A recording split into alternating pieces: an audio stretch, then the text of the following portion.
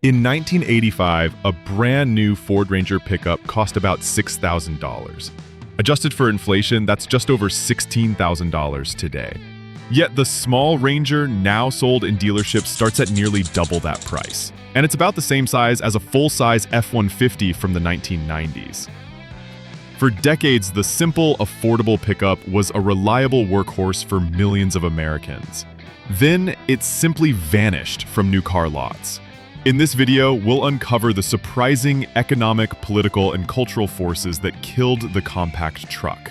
And we'll reveal whether its heavily marketed modern revival is the answer we've been waiting for.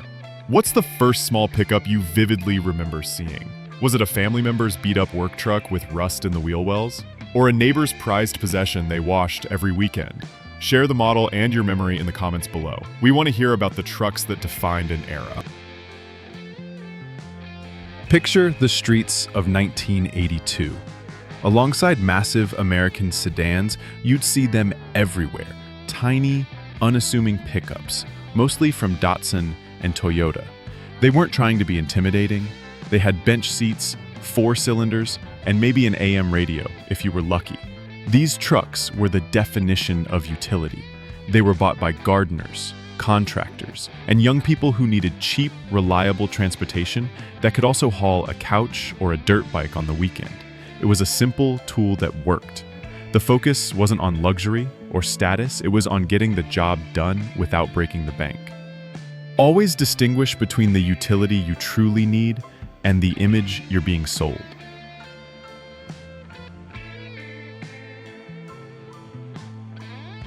But what does frozen chicken have to do with the price of trucks? Crispy, quick and easy, too. Everything, it turns out. In the early 1960s, a trade dispute erupted when European countries placed tariffs on imported American chicken. In retaliation, President Lyndon B. Johnson's administration imposed a 25% tariff on several goods, including imported light trucks. This became known as the chicken tax. While most other tariffs from that era were eventually repealed, this one stuck. That single tariff reshaped the entire market. It made importing small, affordable pickups from Japan incredibly expensive, creating a protected class for domestic automakers. The key is to look beyond a vehicle's sticker price and understand the hidden history dictating its cost. Here's a truth the big automakers rarely admit. They never wanted to build small trucks. Their profit margins on massive V8-powered F-150s and C10s were enormous. Building a small, cheap competitor felt like cannibalizing their own success. But as Datsun and Toyota continued to gain a foothold despite the chicken tax, Detroit's hand was forced by the market. The Chevrolet S10 and Ford Ranger, launched in the early 80s, were direct counterpunches. They were reverse-engineered answers to a problem Detroit didn't think it had, proving that a determined competitor can change an entire industry. Never underestimate the power of market demand to force even the largest players to adapt. I remember my uncle using his 1988 Toyota pickup to help me move into my first apartment. We loaded a mattress, a desk, and countless boxes into its 6-foot bed, and he still parallel parked it on a crowded city street without breaking a sweat. Try doing that with a modern full-size truck. That was the magic of the compact pickup. It gave you about 80% of the utility of a big truck, but with none of the daily driving drawbacks. It was freedom in a small package. The lesson here is to honestly evaluate your needs. Don't buy a massive vehicle for a once-a-year task. Optimize for the 99% of your life. Consider this lesson from the past. The oil crises of 1973 and 1979 sent shockwaves through the American auto industry, with gas prices soaring and lines forming at the pump. For owners of giant gas-guzzling V8 vehicles, it was a nightmare. But for the small pickup, it was a golden opportunity. Suddenly, efficiency was the ultimate feature. These 4-cylinder trucks offered respectable mileage alongside their practicality, making them the perfect vehicle for a new, more conscious era. An old Ranger could get 25 miles per gallon, while a new full-size often struggles to get 18. That efficiency gap matters. Always factor long-term running costs, not just the purchase price, into your decisions. Why did people once take pride in a vehicle having fewer features? Today we boast about touchscreens and driver aids, but in the era of the small truck, a manual transmission, crank windows, and no air conditioning wasn't a drawback. It was a sign of resourceful intelligence. It meant fewer things to break, a lower purchase price, and a focus on pure function over frivolous comfort. It was a statement of self-reliance. This mindset valued the machine as a tool, where simplicity was a feature in itself, not a lack of innovation. Seek value in things that are built to last, not just built to impress. Here is the uncomfortable truth behind the small truck's disappearance. Profit. For an automaker, the formula is brutal. A small, simple truck sells for a small price, which means a very small profit. But a large, complex truck, loaded with options, sells for a huge price, generating massive profits.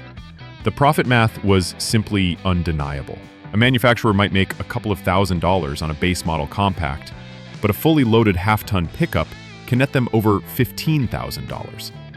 A game-changing difference. Always remember that a salesperson isn't just selling you a vehicle. They are selling you the most profitable version of it. Imagine it's 1995. You walk into a dealership to buy a base model pickup, but you find that the definition has changed. The manual transmission is now harder to find, and air conditioning, once a pricey option, is now standard, along with its associated cost. This is content creep. Year after year, automakers slowly added more features to standard trims, gently nudging the price upward and conditioning buyers to expect more. The definition of basic was deliberately rewritten. This strategy blurs the lines on price, making it harder to track how much a vehicle's cost has truly inflated beyond its core function. Pay attention to the base price across model years, not just the monthly payment. As trucks became more expensive and feature-laden, a pivotal shift happened in marketing. Automakers realized they could sell trucks not just to people who needed them, but to people who wanted the image they projected: rugged, independent, and capable. They started selling a feeling, not just a tool. The focus moved to four-door crew cabs that could double as family cars, complete with leather seats and premium sound systems. This lifestyle truck was a smash hit in the suburbs. But it came at the cost of the original concept. The simple single-cab workhorse was now an afterthought. Be honest with yourself about why you want something. Is it for its function or for the identity it helps you project? If you're finding this look behind the curtain of the auto industry valuable and you believe in championing practical, no-nonsense vehicles, take a moment to hit that subscribe button. We're building a community that values real-world function over marketing fiction, and we'd love for you to be a part of it. So, if small trucks were starting to fade, where did all of their potential buyers go? They didn't just disappear. They walked across the showroom floor to the hottest new vehicle of the 1990s, the sport utility vehicle. Models like the Ford Explorer, which was based on the Ranger platform, and the Jeep Cherokee offered the same rugged chassis and available four-wheel drive, but swapped the open bed for a weatherproof cargo area and a back seat for the kids. The family car started wearing hiking boots. For the average person, the SUV delivered more daily practicality, stealing the small truck's thunder and its sales. Always be aware of how new product categories can emerge and completely disrupt the status quo. There was another factor working against the small truck, one hidden deep in engineering spreadsheets: evolving safety standards. As government regulations for crashworthiness and rollover protection became more stringent, it grew incredibly difficult and expensive to make a small, lightweight, body-on-frame truck compliant. The physics were unforgiving.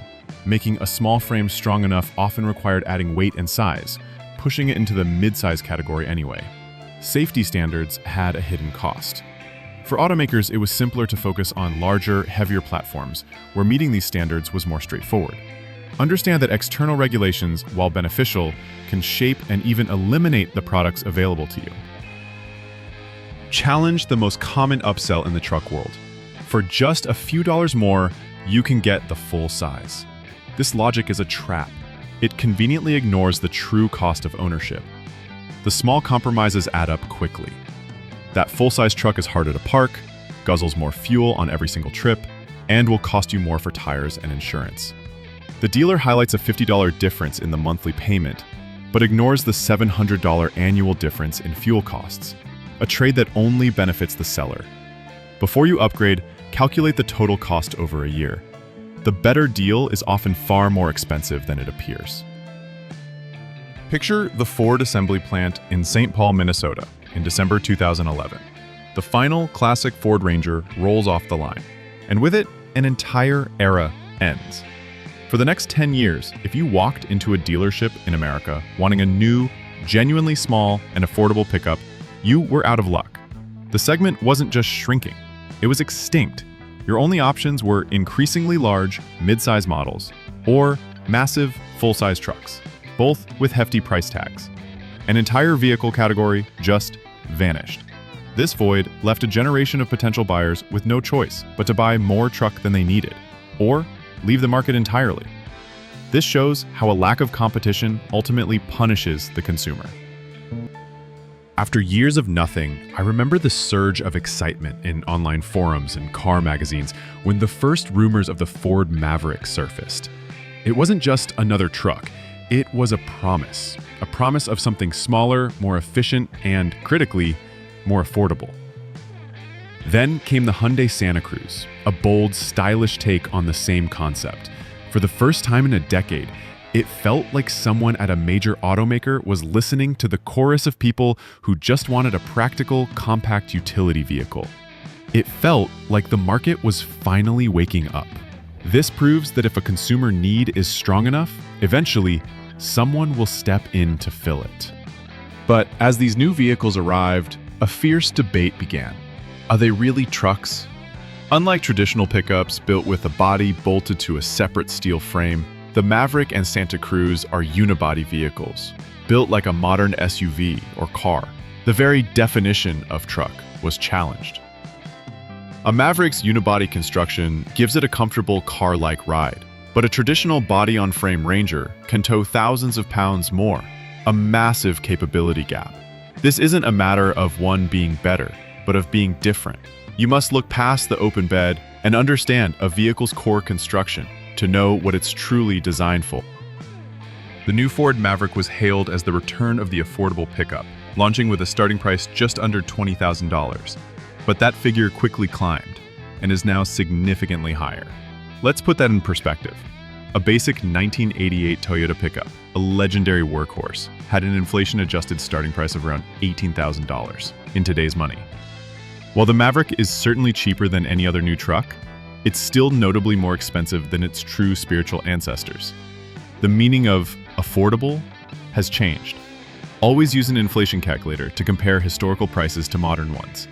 It's the only way to see if you're truly getting a deal. So, what does the future hold? Look towards the horizon and consider the electric revolution.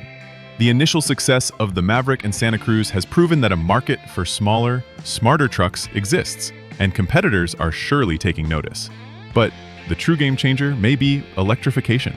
An affordable, compact EV pickup could perfectly embody the original small trucks philosophy of efficiency and low running costs. Imagine a simple truck with no oil changes, instant torque for surprisingly potent towing, and the ability to power your tools at a job site directly from its battery. The next great small truck might be silent. The primary challenge remains battery cost, but as that technology improves, the potential for a true modern workhorse grows. Keep a close eye on emerging EV platforms. They could redefine affordable utility for a new generation. The entire saga of the small, affordable pickup, from its golden age to its disappearance and complicated return, reveals one powerful, overarching truth about the auto industry. The market does not always produce what is most needed or most practical. It produces what is most profitable. The decades-long shift towards larger, more luxurious trucks wasn't solely driven by a change in consumer demand, but by a strategic choice to pursue higher margins. Profit, not just demand, steers the market. The lesson is that the choices available to you in a showroom are the result of countless calculations that prioritize the manufacturer's bottom line. Therefore, your greatest power is to be a truly conscious consumer. Understand the forces at play and vote with your wallet for the products that genuinely serve your needs, not just the company's balance sheet. So there you have it. From the humble, utilitarian Datsuns of the 70s, shaped by the unexpected force of the chicken tax, to the all-American S10s and Rangers that defined an era of simple utility. We saw how the oil crisis made them heroes, only for the pursuit of profit and the rise of the family SUV to push them aside. We navigated the dark decade where they vanished completely, a victim of content creep and complex safety engineering, only to witness a rebirth in a new, car-based unibody form. This journey, from a simple tool to a forgotten relic to a modern lifestyle vehicle, is a powerful story about the constant battle between practicality and profitability. If you found this deep dive compelling, you won't want to miss our next video where we explore another automotive icon, the rise and fall of the station wagon.